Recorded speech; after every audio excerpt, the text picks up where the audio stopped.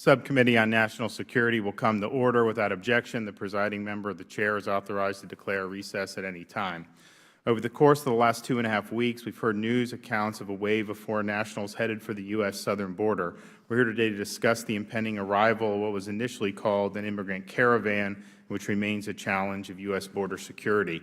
The San Diego-based group Pueblos Sin Fronteras, or People Without Borders, has taken credit for organizing the effort. While they claim to provide humanitarian aid to migrants and refugees, what they are doing now is undermining the rule of law. For 10 years now, this group has escorted foreign nationals on an annual trek from Central America through Mexico, encouraging many to continue to the United States to take advantage of asylum laws. This year, they drew their biggest crowd yet, more than 1,200 people. And in some ways, there are similarities to what we experienced in 2014, when waves of unaccompanied minors and young mothers with children streamed across the border. Unlike his predecessor, President Trump called out the Mexican government's failure to step up and do their part to accommodate these refugees. For far too long, Mexico has been derelict in its duty. For far too long, Mexico has been content to let these caravans pass on through and become our problem. Not anymore. Coincidentally, a few days after this group decided to begin its annual march, DHS released its monthly apprehension statistics, which showed an alarming resurgence of illegal border crossers. What we saw in response was the consistency of conviction of President Trump's administration, of course, who campaigned on building a wall and who backs the brave men and women of ICE and Border Patrol and law enforcement everywhere who are working hard. It took courage to mobilize the National Guard without manufacturing a humanitarian crisis like the previous administration. As Commander-in-Chief, the President has every right to take meaningful measures to protect our way of life, maintain the integrity of our borders, and safeguard our immigration system. We all know the National Guard cannot serve in this capacity indefinitely. We need to take a hard look at what our existing laws and capabilities are and be honest about what can actually be done to not only enhance border security, but to reduce the magnet of illegal immigration going forward. The caravan had the unintended consequence of helping the Trump administration identify its operational and legal vulnerabilities and provided us with an opportunity to conduct much-needed oversight of some key immigration loopholes. Reminds us of how porous our borders still are, with people and drugs being smuggled in daily. We also see how, by directing our finite resources to illicit activity in one direction, we may be leaving a gaping hole for cartels and gangs to pass through in another. Now, there are promising actions that can be taken to get a handle on this. The Trump administration should follow the President's first immigration executive order and properly interpret the Wilberforce Act. In addition, to combat the abuse of asylum laws, both the Department of Homeland Security and the Department of Justice should send asylum officers directly to the border for a rocket docket to immediately hold a rapid-fire field hearing and conclude that folks trying to abuse the asylum laws are in fact ineligible, and then allowing them to be placed in expedited deportation. What is more, both Article 2 of the Constitution and the delegated authority given to the President by the Congress to keep anyone who has not already entered and even override refugee and asylum policies when he determines it's against our interests. That's in the law now. When you have criminals, gangsters, a drug crisis, and the political nature of the mass illegal immigration, this clearly fits that description. And finally, Congress, as part of any effort to tighten immigration statutes, must limit at least the power of the lower courts to block expedited deportation or denial of entry, except when there is a prima facie claim of a plaintiff being a U.S. citizen. We have a lot of work yet to do, and I'm glad to introduce our distinguished panel of experts who are here to help shed light on this important issue. Mr. Brandon Judd is here to speak on behalf of the approximately 15,000 Border Patrol agents in his capacity as the President of the National Border Patrol Council. Colonel Stephen McCraw currently serves as the Director of the Texas Department of Public Safety, which oversees 13 state criminal justice and public safety divisions. We also have the Honorable Art Arthur, a resident fellow with the Center for Immigration Studies and former immigration judge. And lastly, we welcome Mr. Michael Bream from the Truman Center, a national security expert and Iraq War veteran. I'd like to add that we did invite the U.S. Border Patrol to join us here today. and they chose not to send a witness to testify on this important matter. Again, I'd like to thank all the witnesses who decided to join us today and look forward to their testimony. Finally, I just want to make sure we will be maintaining order in the hearing room. So I thank you, and I yield to my ranking member, the gentleman from Massachusetts, for his opening statement. Thank you, Mr. Chairman. I'd also like to thank and welcome our witnesses today. Thank you all for helping this committee with its work. As evidenced by the bipartisan omnibus appropriation bill passed last month, there are members on both sides of the aisle who share a commitment to providing our border security and enforcement personnel with the resources necessary to perform their critical missions on behalf of the American people. This agreement, which I supported, I voted for, provides a total of $14 billion for Customs and Border Protection, including $4.4 billion for CBP, Customs and Border Patrol and security operations, and $3.7 billion for U.S. Border Patrol training, development, assets, and other activities. It also makes funding available for the hiring of 351 new Border Patrol agents and law enforcement officers. Now, while the omnibus agreement was a result of hard-fought negotiation and is not a perfect bill, I believe that it does represent a meaningful step towards enhancing our border security. However, it is imperative that the federal government utilizes these and other new funding sources provided by the agreement in a wise fashion. In the interest of national security, policies designed to secure our borders against the threat of terrorism, criminal networks, and other illicit activities cannot be based on misinformation or derived from arbitrary presidential tweets. Rather, the strength of our border security framework is dependent on policies developed through bipartisan consideration and grounded entirely in fact. To this end, they must also be undertaken in a manner that avoids demonization and affords maximum respect to the fundamental principles of America as a nation of immigrants, and also adheres to the 1951 Geneva Convention relating to the status of refugees. In view of all these considerations, it's important to review President Trump's recent decision to order deployment of up to 4,000 National Guard personnel to the U.S.-Mexican border. Clearly, this decision is not unprecedented. Both President George W. Bush and President Obama previously invoked so-called Title 32 authority to temporarily deploy thousands of National Guard units to the southwest border to provide technical, logistical, and administrative support to the U.S. Border Control. It is noteworthy that while the U.S. Border Patrol apprehensions for illegal border crossings exceeded 1 million apprehensions in 2006 and over 460,000 apprehensions in 2010, U.S. and Customs and Border Protection reports that in 2017, the agency recorded, quote, the lowest level of illegal cross-border migration on record, as measured by apprehensions and inadmissible encounters at U.S. ports of entry, close quote.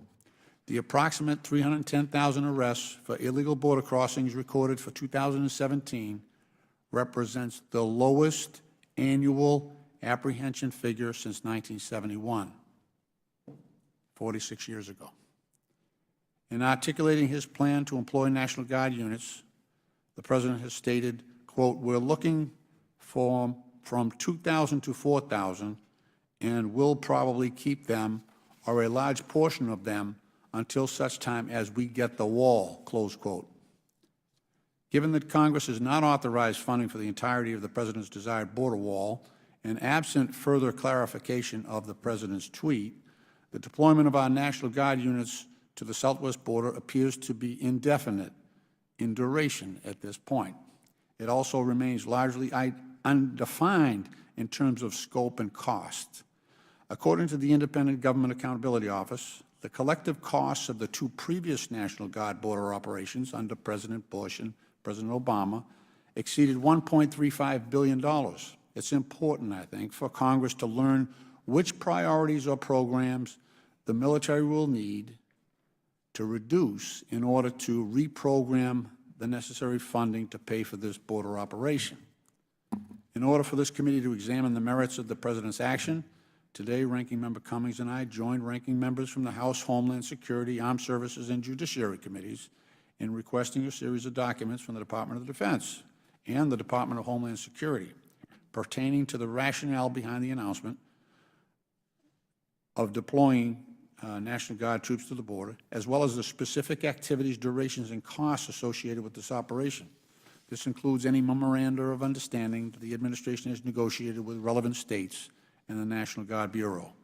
Along these lines, it would have been very helpful for us to hear from the Department of Defense and Department of Homeland Security witnesses at today's hearing as we continue to conduct oversight over our border security policies and seek to identify common sense steps that we can take to better secure our borders in a balanced and sustainable way.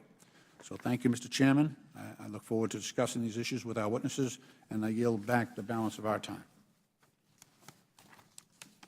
Gentleman yields back.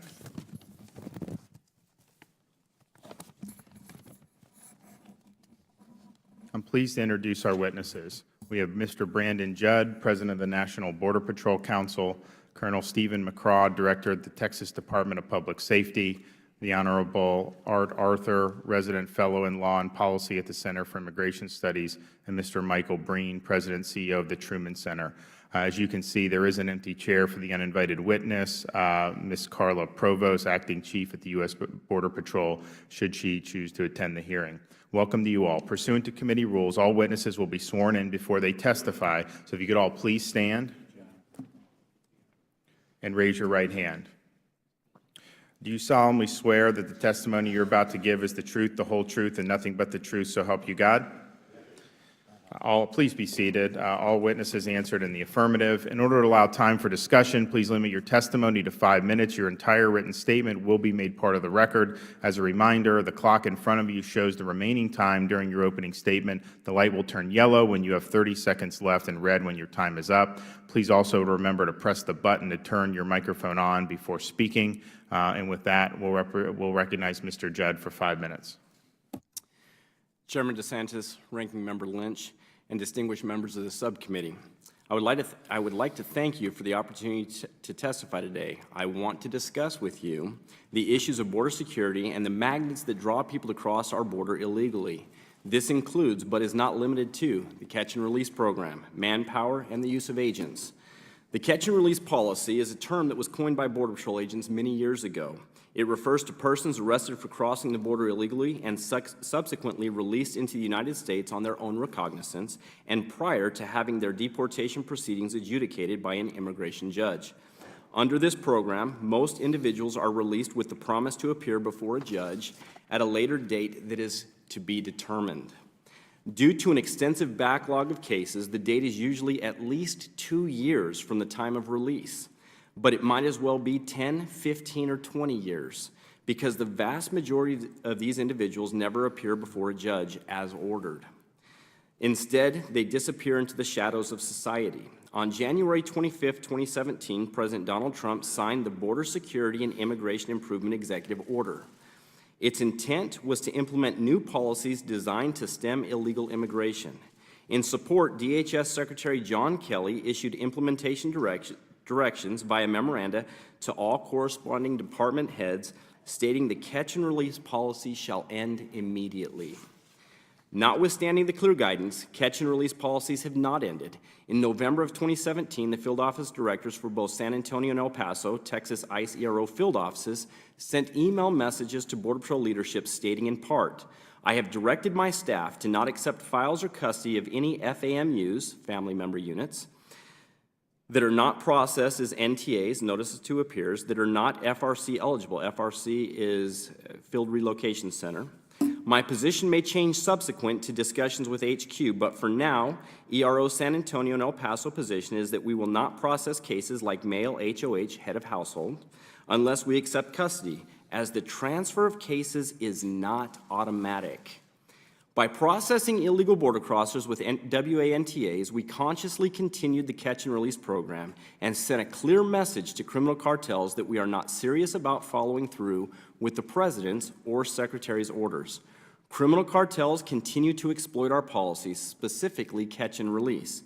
They force large groups of people to cross the border illegally in dangerous locations instead of through ports of entry, a controlled environment, in an effort to create gaps in our coverage. By creating gaps, criminal cartels are able to cross higher value contraband such as opioids, criminal aliens, persons from special interest countries, and other narcotics without detection, apprehension, or seizure. By continuing policies like catch and release, we are putting innocent people, like women and children, into the hands of dangerous criminal enterprises.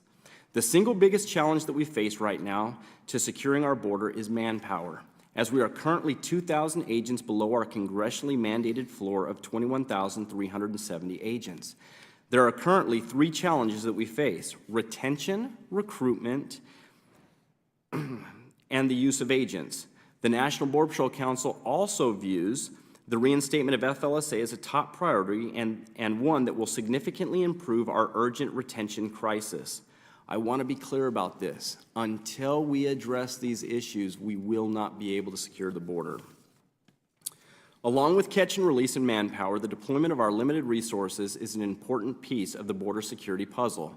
The Washington Times recently published an article highlighting gross mismanagement of the Border Patrol workforce in the McAllen Border Patrol Station. A little more than 700 agents are assigned to the station, and when annual leave, sick leave, and days off duty are calculated, there are approximately 400 agents that show up to work on any given day. Of those 400 agents on duty, only around 50 are deployed to the border. That's unacceptable. This is well below par for a station that controls approximately 60 miles of the border and is the busiest station in the country. The federal government's decision to devote only 12% of the workforce to perform the duties they were hired to perform is lost on me. But for the sake of border security, this is entirely unjustifiable.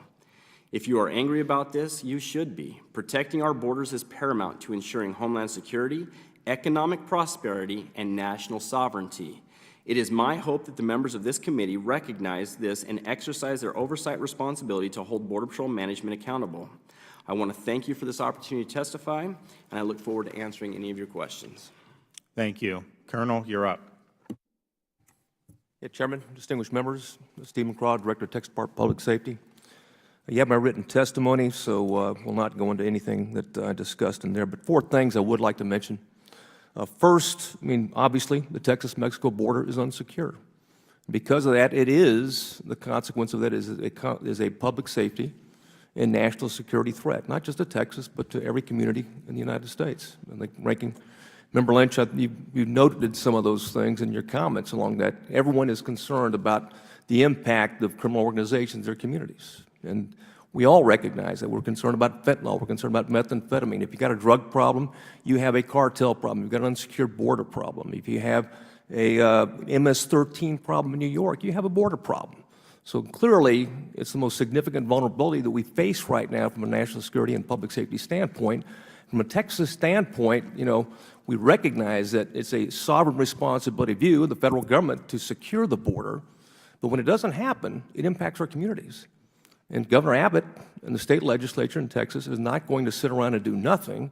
And what they have done is they've allocated billions of dollars to support and provide direct support to the U.S. Border Patrol, not compete, complement, and provide direct support to deter, detect, and interdict smuggling incidents between the ports of entry. And that includes Marine assets, a tactical Marine unit we put in place. I've got over 1,000 troopers right now engaged in border security activities. We have 13 aircraft, including 9 helicopters and 4 airplanes that are dedicated full-time to border security operations. We've got 13 tactical boats that are done. We've got 42 Texas Rangers that we've established to address public corruption, but also to work on occasion. And prior, we had to work assault on federal officers because they weren't being handled at the federal level. They are now, thanks to the new U.S. Attorney in the Southern District. But those are the types of things that are important to Texans. And as Texas goes, so goes the nation. And we recognize that also that not only is it a sovereign responsibility of the federal government, it can be done. This is not rocket science. And Mr. Judd mentioned a few of those things that are clearly would enhance or secure the border, without question. And some of those things is people, technology, infrastructure, and the equipment that they need, the resources that they need. And there's no question that they could do it if they had that.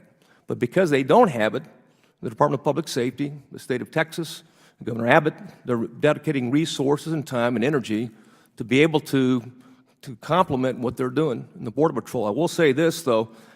We do appreciate the Texas Military Forces and Texas National Guard in Texas. They do a great job. And in fact, we've had them involved in border security operations from the beginning. We'll continue to do. And thankfully, recently, they've been able to plus up. They bring with them not just the UH-72s, but also other resources that we can use in terms of observation, listening posts.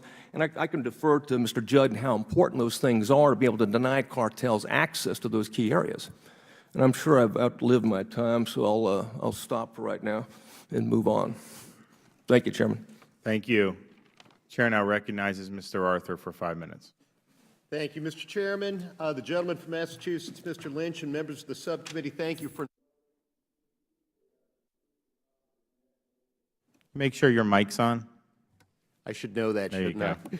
A caravan organized by an immigrants' rights group in the middle of March 2018 in Tapachula had grown to more than 1,000 people, mostly Honduran nationals, by the end of the month. This was the 8th year such a caravan had been assembled, but the most notable because of a large number of participants.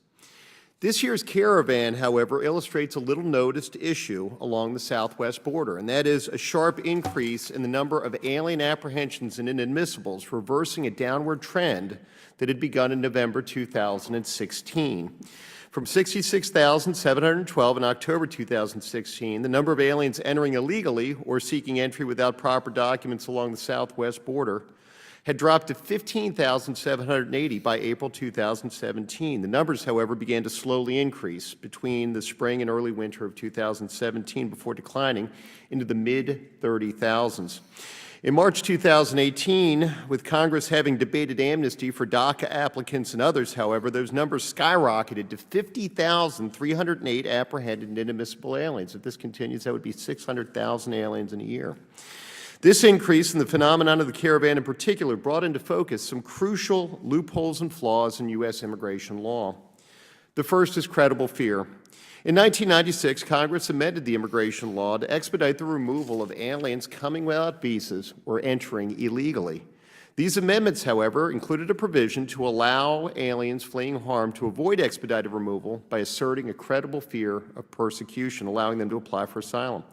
In FY 2009, the Asylum Office completed 5,523 credible fear cases. By FY 2013, as news spread that aliens applying for credible fear were being released from custody, that number increased to 33,283.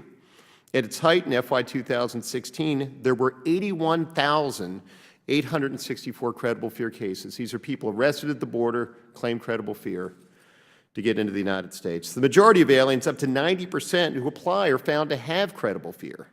There are many reasons for this, including a lack of clear guidance in adjudicating asylum claims, the low credible fear standard, and lacks evidentiary burdens to make such a claim. The fact is, most of the aliens in the caravan, should they come to the United States and claim credible fear, would likely be released to await an asylum hearing that may be years in the future, if they appear at all. This is not the only flaw in our immigration laws, however, that renders our borders insecure. Interpretations of the Trafficking Victims Protection Reauthorization Act 2008, or TVPRA, have resulted in the release from removal of tens of thousands of minors from countries other than Mexico, or as we call them, OTMs, including many, if not most of whom, were never trafficked to begin with. This has provided incentives for thousands of other OTM alien minors and their parents to trust those minors' lives to smugglers and undertake the perilous journey to the United States. Similarly, a 20-year-old settlement agreement in Flores versus Reno has created a presumption that alien minors who are apprehended along the border, even those who came with their parents, should be released into the interior of the United States. This provides even greater incentives for illegal entry and more money for the smugglers and cartels who facilitate such entry. Finally, a 2008 expansion of eligibility for special immigrant juvenile visas has provided a third incentive for alien minors to enter the United States illegally, and for their parents to entrust their children to smugglers, debased criminals who deal in human misery. The fact is, most of the OTM alien minors in the caravan will likely be processed and released into the United States if they decide to come here. The administration has taken steps to stem the recent flow of illegal aliens to the United States, including ending catch and release, as we've discussed earlier, sending National Guard troops to the border, and establishing a zero-tolerance policy for illegal entry prosecutions. Each of these efforts, however, will fail to secure the border as long as the loopholes and flaws that I have described exist. I want to thank each of you for your time, and I look forward to your questions. Thank you. Mr. Breen, 5 minutes. Thank you, Chairman DeSantis, Ranking Member Lynch. Distinguished members of the subcommittee, thank you for the opportunity to testify today. The situation at our southern border represents a foreign policy problem, a drug policy problem, an immigration policy problem, a series of legal problems, a humanitarian problem, a law enforcement problem, and much else besides. It is not, at this time, definitively not a military problem. I want to preface my testimony by saying how much I respect the service and the sacrifice of Border Patrol agents, Texas Department of Safety troopers, and other law enforcement officers who safeguard our border areas and our communities. My own uniformed service was in the military, not in law enforcement, but I'm a proud member of a 3-generation law enforcement family. And with respect to the Border Patrol, and my dad was serving as a New Hampshire State Trooper who was involved in the apprehension of Carl Dragan in 1997 alongside a Border Patrol agent who was shot and wounded during that incident. So we show our military men and women a great deal of appreciation in this country, but not frequently enough with law enforcement and their families. So thank you for everything that you both do and all that you represent. Ensuring that our law enforcement agencies have the resources they need must be a national priority. And there's no question that a secure border is essential. Fortunately, we've been on the right track toward both of those goals over the past several decades. We've tripled the Border Patrol's budget since 2001, even as apprehensions have dropped dramatically from over 1.2 million in 2001 to just over 300,000 in 2017, a large portion of whom were asylum seekers who appeared at ports of entry or actively sought out Border Patrol agents rather than attempting to avoid them. There's much more important work to be done, of course, and it's critical that we do it. But these numbers point to a success story for the nation, and they reflect important political and economic changes in the hemisphere. What these numbers do not point to, and what we do not in fact face, is a true crisis or emergency on the border. We face challenges, of course, but those challenges are best addressed by strengthening the institutions we already have to support safe and orderly migration and through foreign policy and economic statecraft in Latin America, not by using the military. Nonetheless, President Trump frequently speaks of the need for a Great Wall across nearly 5,000 miles of the southern border. He initially claimed this wall would be paid for by the government of Mexico, which of course declined to do so. He then sought the funding from Congress, which has also in large part declined up to this point. So now President Trump has declared his intention to deploy up to 4,000 National Guardsmen to the border, in the President's own words, keep them there, or a large portion of them there, until such time as we build the wall, close quote. There may be some marginal benefit to the deployment, but there are a great many causes for serious concern, all the more so because it does not appear to be the result of a deliberative planning or decision-making process. The decisions likely to negatively impact readiness for the National Guard, potentially for the active duty force as well, do nothing to improve the capabilities or strength of the Border Patrol itself in the long run, and do precious little to improve security. Time does not permit me to lay out all the reasons this is so, which are detailed much more fully in my written testimony, but essentially it comes down to readiness and cost, two issues which are, of course, extremely interrelated. It's still unclear where the funds for this will come from, but costs are likely to be in the hundreds of millions at a minimum. And if that funding is repurposed from within the Department of Defense, Congress should ask hard questions about the impact on other defense priorities, especially readiness. There's also a direct readiness cost to the National Guard, since by definition, guardsmen who are standing tower duty, clearing brush, maintaining fences, doing other things on the border, are not training with their brigade combat teams for their primary mission, which is combat. That impacts our national security as a whole because as an operational reserve, the Guard's an integral part of our military team. If we faced an actual emergency on the border, those costs and risks would perhaps be worth incurring, but consider this so-called threat that prompted this very hearing. A caravan of Central American migrants that presented no serious national security threat to the United States in the first place, and that is now largely dissipated, with only a fraction of the original 1,200 travelers planning to continue their journey northward through Mexico, where, by all indications, they intend to present themselves at a port of entry and seek asylum. So in short, the situation at our southern border is in many ways better than it's been in decades, but meanwhile, the National Guard is an increasingly integral part of our military, and our military faces a more challenging environment around the world than it has in decades. Ongoing wars in Afghanistan, Syria, and Iraq, counterterrorism work in East Africa, West Africa, and Yemen, ongoing commitments to NATO and our mission in Kosovo, which the Guard entirely owns, critical deterrence missions in the Persian Gulf and the Korean Peninsula, where that border is more dangerous than it's been at any point since the last Korean War. Our military is facing all of these challenges just as the services are finally digging out of a serious readiness gap that Secretary Mattis is testifying to down the hall, left by 15 years of war. So this is not the time to pull troops and dollars away from their primary mission to fight and win the nation's wars, especially in the absence of a genuine threat. There is much we can do and should do to improve the situation on our southern border. I hope we do those things. But deploying the National Guard in this manner right now is not one of those things. Thank you, and I look forward to your questions. Thank you. Chair now recognizes himself for 5 minutes. Colonel McCraw, when they had the border surge in 2014, was that something that was good or bad for the drug cartels? It's always good for the cartels if they can overwhelm Border Patrol's resources, and that's what happened in 2014. It overwhelmed the resources, and the threat is more significant than I think that some have led on to. When you're talking about Mexican cartels that are powerful and ruthless and dominate the entire lucrative drug and human smuggling market, they engage in trafficking of people and drug trafficking as well. When you got transnational gangs, when you got criminal aliens, when you have these smuggling communities recruit our children, all of these things, result in a serious public safety threat. And like I said before, not just Texas. What happens on that Texas-Mexico border happens throughout the nation.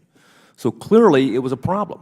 And we saw that. And less Border Patrol agents were there, and they were involved in detention activities and trying, in an overwhelmed situation, trying to deal with unaccompanied children and family units, and could not put enough people in line. In Texas, at that point in time, the leadership and state legislature decided to spend enough resources to conduct and send troopers around 24/7 from around the state, maintain surge operations for 3.5 years until we can permanently assign troopers down to that area.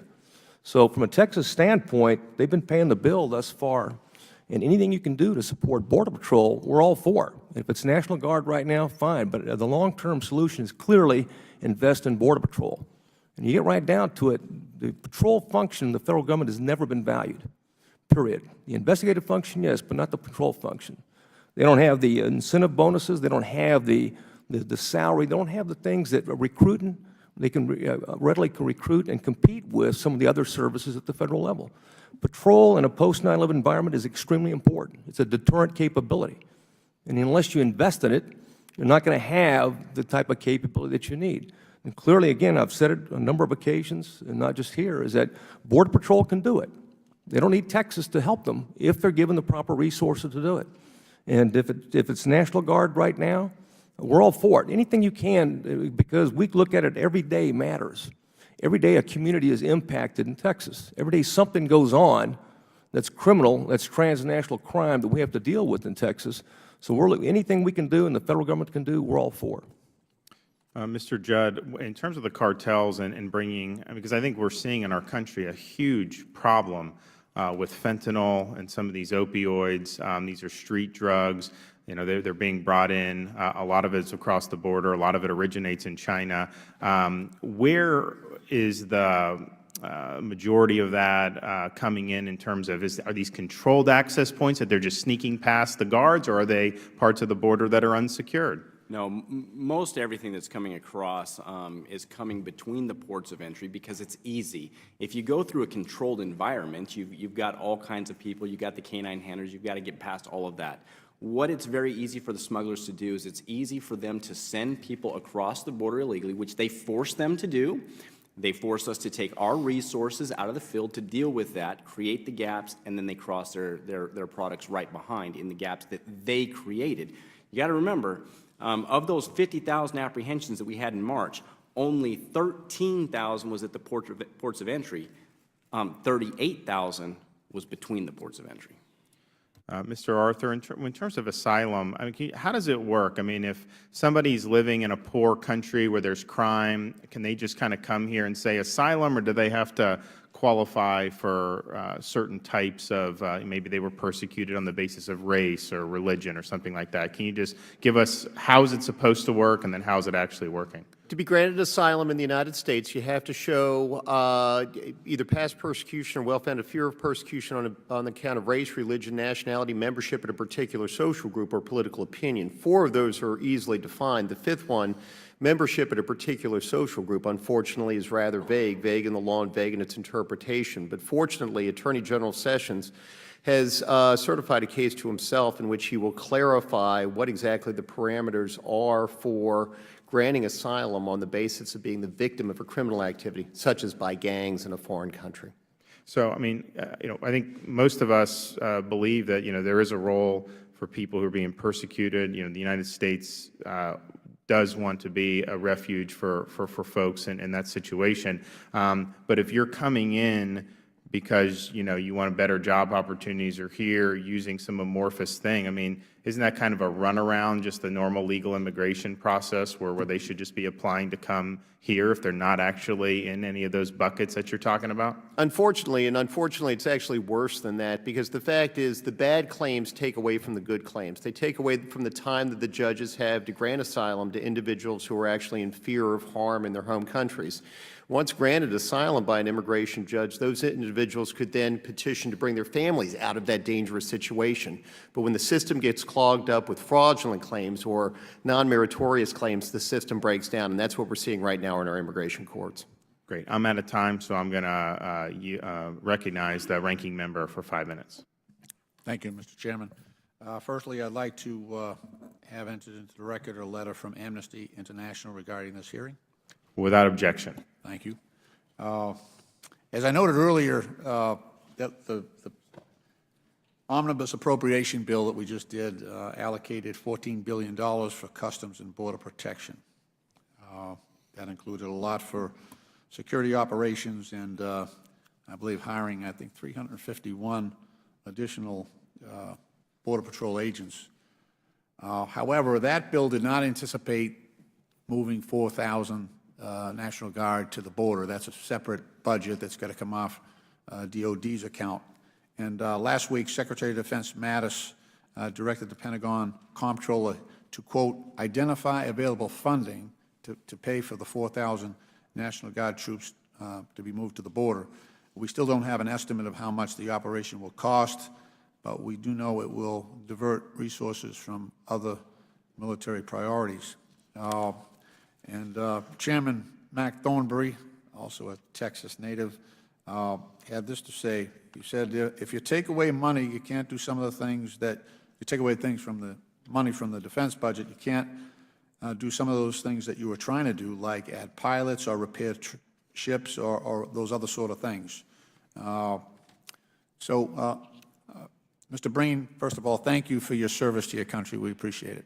What do you think about pulling money from, I think, core defense and combat training activities and diverting, 2,000 to 4,000 of our National Guard men and women to the border? What do you think about the efficacy of that move? Well, Congressman, it's a dangerous game to start playing, and I think history indicates that all the way back to Task Force Smith in the First Korean War. Readiness degrades in a military force very quickly, and the cost of that can be very high when you get yourself into a fight. I agree with a great deal of what Colonel McGraw had to say in the sense that we do need to invest in these capabilities, but I think there's a patrol and other things, but I think there's a great danger when policymakers reach for the military as a Band-Aid to solve problems in other areas of government. And the military can only do so many things. It's been overstretched. The Secretary of Defense, who knows a few things about being in a fight, again is down the hall saying the #1 priority is lethality.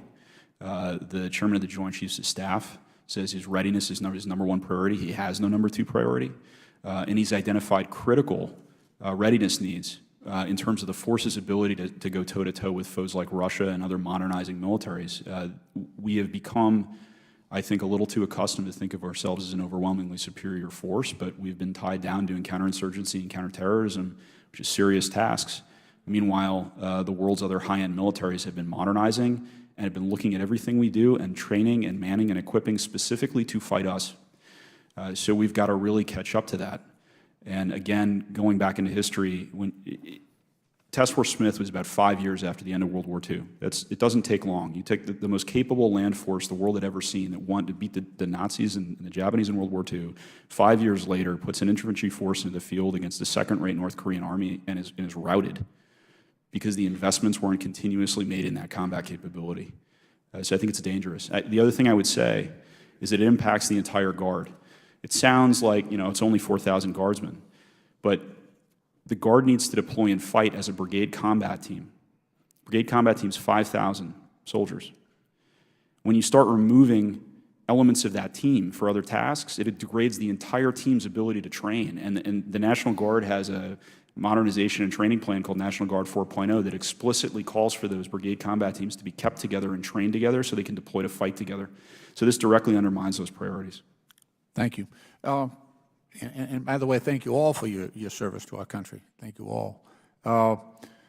We've had a chance, members of this committee, to go down. We went down to Tegucigalpa, down in Honduras. We went down to Guatemala City, down to El Salvador, to look at the human trafficking operations going on there that are actually inducing people to come up to the border. We also have had an active role in what's going on in the tri-border area, where we've got Hezbollah on the ground, and so there are major concerns there. My question is really about the efficiency and efficacy of our funding.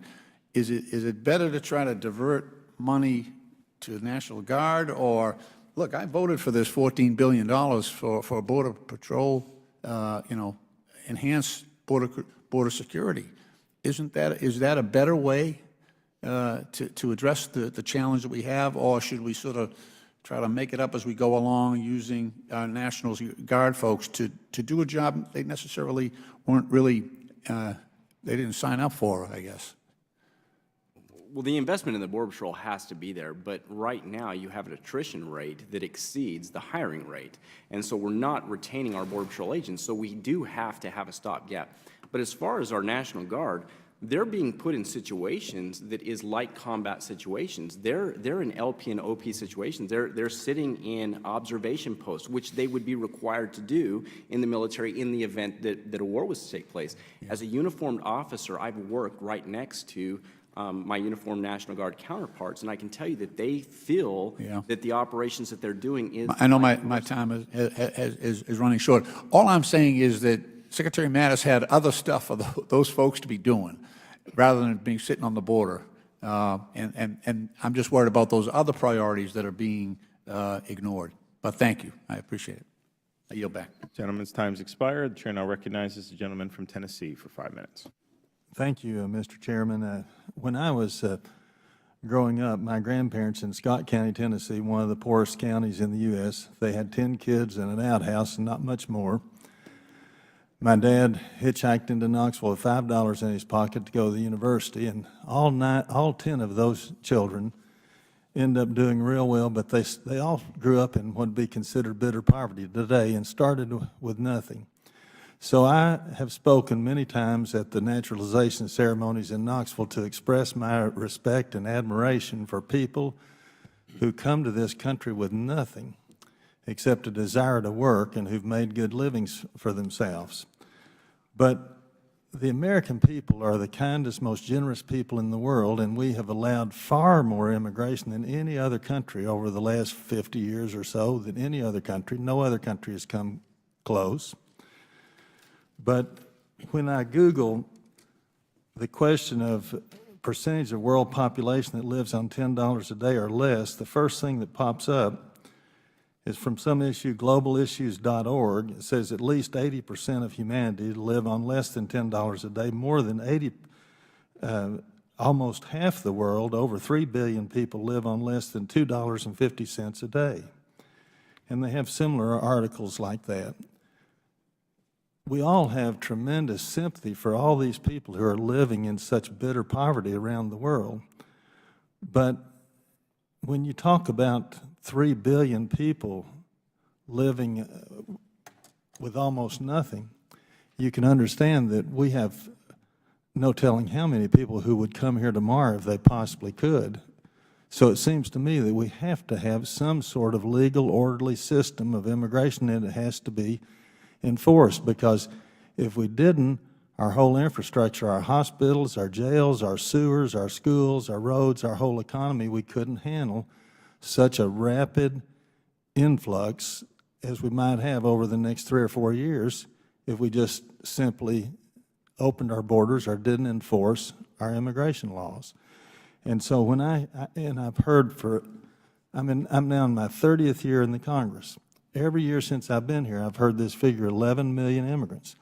I believe it has to be at least 2 or 3 times that many that are here, living here illegally, because I'm not near a border, but every place in the country is overrun, it seems to me, with illegal immigrants.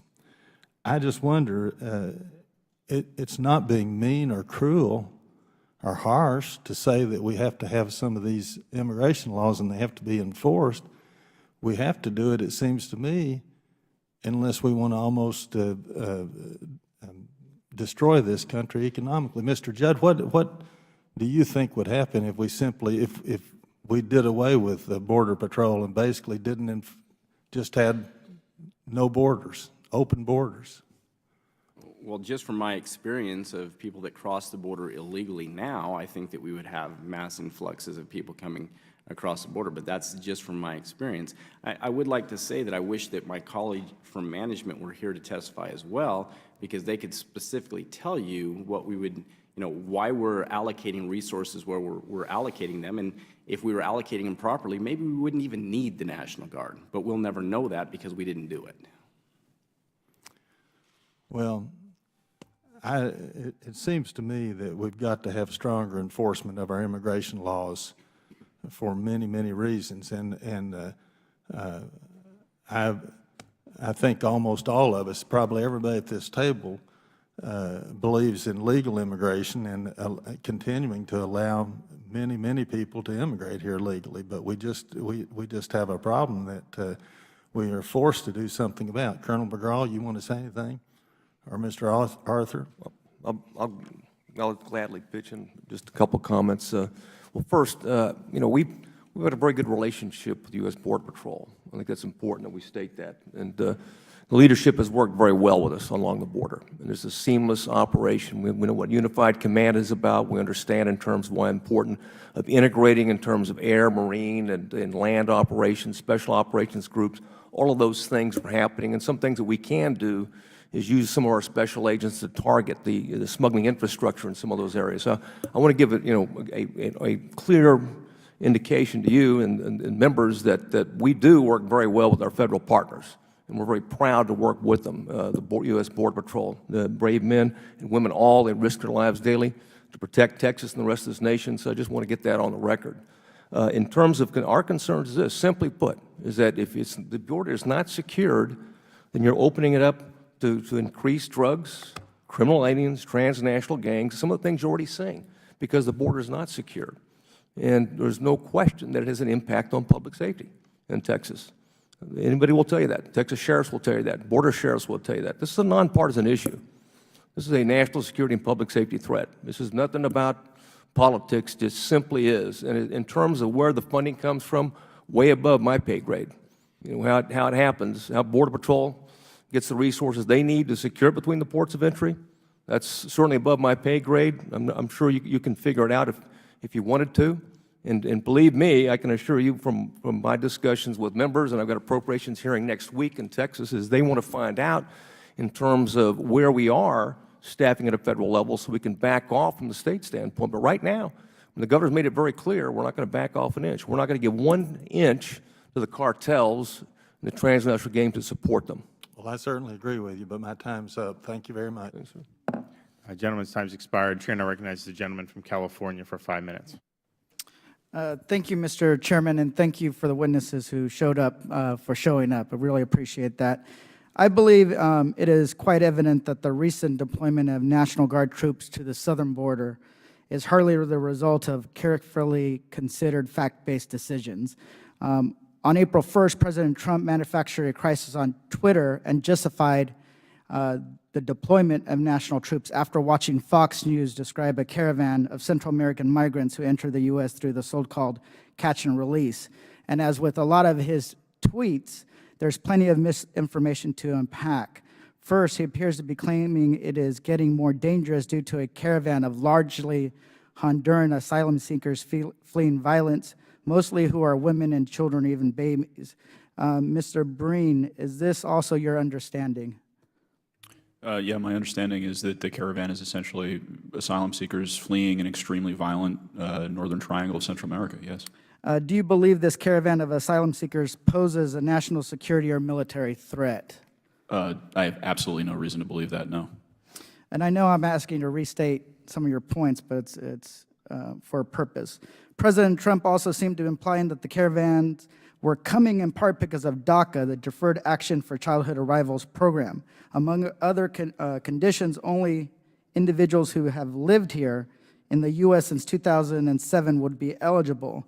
Mr. Breen, with that in mind, would it be possible for any new arrival from a caravan to be eligible for DACA? And by definition, no, it would not. President Trump's decision to send National Guard troops to the border until a 2,000-mile wall is built is also baffling from a policy perspective. Mr. Breen, is constructing a 2,000-mile concrete border wall the most efficient or effective way to improve border security? I do not believe so, no. The wall would, basically every expert who looked at this, you can construct a physical fortification at great cost that will take a great period of time. You're going to have to use eminent domain a lot to do that, run through a lot of private property, major challenges there. And then in the absence of the kind of patrol and interdiction resources Colonel McGraw is talking about, all you're going to have is an expensive wall people get over, to say nothing of the fact that as border apprehensions have been decreasing, the Coast Guard's interdictions in counter-drug at sea have been increasing this entire time. So I think there are a lot of other places you can put the $20 billion or whatever it's going to cost, from increasing, added capacity for immigration courts, to better resources for Border Patrol, to resourcing the Coast Guard adequately, and on we go. But no, I don't think the wall is an effective solution. Also, Mattis signed a memo that stated that the National Guard will not perform law enforcement activities or interact with migrants. Mr. Breen, is that right? And what would the National Guard's role consist of, and how effective would they be? I think that's correct. That is definitely the right thing to do. It's worth noting that this is a Title 32 situation, not a Title 10 situation. So Secretary Mattis is not in a position, as strange as it may sound, to directly issue guidance to the Guard. That falls to the governors. But I definitely think that is the wisest course of action. What ends up happening, of course, is that in theory, the National Guard will do things like man towers and do other tasks so that Border Patrol agents are free to go out. But as Mr. Judd has already stated, Border Patrol's already got, in some situations, 75% of its man strength not patrolling already. So it's a little hard to see in a management situation like that how you're not just going to have a lot of guys, frankly, just standing around. So I don't have much time. So one of the things I want to kind of point out and ask, because it was justified, the deployment of National Guard troops based on catch and release in DACA. Does sending National Guard troops to the border change any policy that you know of, catch and release or DACA? No, not at all. So my point is that it seems that this policy was decided at a whim to send National Guard down to the border. I'm not saying that it won't be necessary, but I'd like to have something that's actually fact-based, something that is thought out, that's done with coordination, and understands that there is a real crisis going on the border. And if your justification is the drug cartels, state it. Don't make up another fact that just kind of gives red meat to your base, right? That's what this president did, is using something that's not correlated with what he's calling a crisis, because there's no crisis because of these asylum seekers, right? So, and it doesn't change policy at all. All you're doing is sending more troops to the border that are going to probably not produce the result of keeping away people who will be catch and release or DACA recipients. So I just appreciate the time. In closing, I'd like to enter a letter from civil rights groups in California asking Governor Brown to reject the xenophobia driving the deployment of the National Guard to our border. Without objection. Thank you, Mr. Chairman. I yield back. Gentleman yields back. The chair now recognizes the gentleman from Georgia for 5 minutes. Thank you very much, Mr. Chairman. Mr. McCraw, I understand that your department is responsible in Texas for maintaining the statewide sex offender registry. Is that correct? Okay. This is a little off topic, I understand, but it's a great concern to me, the threat that's been posed by convicted sex offenders who have entered this country illegally. And under the previous administration, many of those individuals were released from ICE custody without even local law enforcement being notified and without ensuring that they were placed on the National Sex Offender Registry. I realize a lot has been done within ICE over the last couple of years in the law enforcement notification system. Progress is being made. I understand that. I deeply appreciate that. But I'm likewise very much concerned that we've still got a long ways to go with this. So it's my understanding, for example, that when ICE enforcement and removal operations is scheduled to release an illegal alien who is required supposedly to register on the sex offender list, that ICE sends notification through the Department of Justice SORNA, the exchange portal. Is that correct? Yes, sir. Okay. So when you receive this information, what kind of information is provided? What do you get from ICE? For example, are you getting criminal histories, country of origin, fingerprints, aliases? What do you get? We're getting all the information that we need to be able to follow state law and follow up and also the federal requirements, so we can get them registered at that point in time. In fact, with the ICE ERO, we've actually done some operations with them to capture sex offenders that were criminal aliens here in Texas that had been registered and had them Okay, so, deported. but are you getting like fingerprints, and do you get? Yes, sir. And I have no reason to know otherwise. If there's anything contrary to that, I'll get back to you. But as I understand it right now, we're getting all that we need from ICE ERO on the situation like that. All right, I'm glad to hear that, but if you would get back with me I will. If there's any- on what you do receive, I Yes, sir. would like that. All right, so at this point in the process, is it then your department or ICE that has the responsibility to ensure that local law enforcement knows about these individuals? Well, we certainly do. We go through the process. Once they get registered in the Texas registry, and because they live in Texas at that point, we notify local agencies at that point in time, and they have the Okay, responsibility to register so them. ICE hands the baton to you, and at Yes, this sir. point, it's your responsibility? Yes, sir. Okay, and Texas is doing a good job with notifying law enforcement locally and so forth. It's my understanding a lot of states are dropping the ball on that. Are you aware of that? Well, I'm not aware of what they're doing in other states. I just know that the governor and legislature won't stand for anything less than getting it done correctly. Okay, it's my understanding that local law enforcement is unable, and certainly citizens likewise, but local law enforcement is unable to access the DOJ SORNA exchange portal. Is that? I'm not aware of that. I know that they can access the Texas sex offender registry. I know they have access to that. I can't tell you from the SORNA from a federal standpoint. Okay, so that's where it becomes your responsibility to make sure they get Yes, it. sir. Because they're not able to, as I understand it, and I would just want to make sure. So how can we better fix this whole process, improve the notification, the information sharing process, and this type of thing when it comes to sex offenders? Well, again, you're looking at different states, done Right. different things, and some of those things are laws, and some things have taken a more proactive approach to that concern. In Texas, the legislation and governor have been very proactive and concerned about sex trafficking, whether it's international sex trafficking or we're seeing domestic sex trafficking by gangs, and they've been very proactive in that area. Okay. Well, listen, I want to thank you for your work with this, and I wanted to, like I said, I know this is a little off topic, but it's still very much related to the overall topic because we're dealing with this stuff on a regular basis, and I appreciate your expertise and what you do. I just want to make it known I'm willing to work and look forward to working with you, your department, any of you who are interested in helping find ways to close the gaps and ensure the safety to the American public in this regard. And I appreciate your work in that regard. Well, Yield back. sex trafficking is a problem. And it clearly is. So we'll get back to you if we have anything.